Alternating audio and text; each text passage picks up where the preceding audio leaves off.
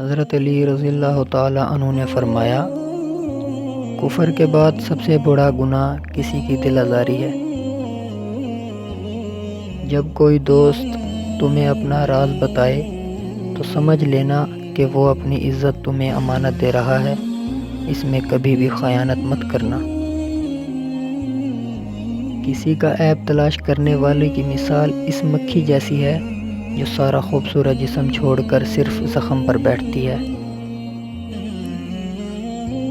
وقت اور دولت دو چیزیں ہیں جو انسان کے اختیار میں نہیں۔ وقت انسان کو مجبور اور دولت مغرور بنا دیتی ہے۔ سب سے پہلی عبادت یہ ہے کہ انسان مصیبت میں صبر کر کے اللہ پاک سے مدد کا منتظر رہے۔ کامیابی حوصلوں سے ملتی ہے، حوصلے دوستوں سے ملتے ہیں، دوست مقدروں سے ملتے ہیں اور مقدر انسان خود بناتا ہے۔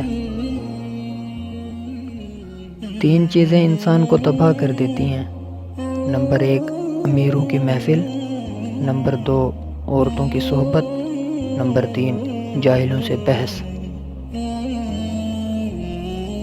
جو شخص تمہارا غصہ برداشت کر لے اور ثابت قدم رہے تو وہ تمہارا سچا دوست ہے۔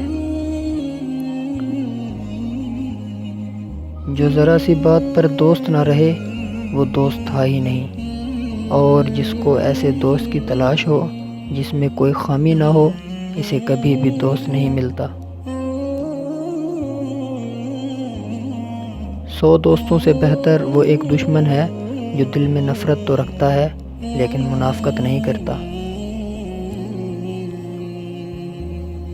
ایسی غربت پر صبر کرنا جس میں عزت محفوظ ہو، اس امیری سے بہتر ہے جس میں ذلت و رسوائی ہو۔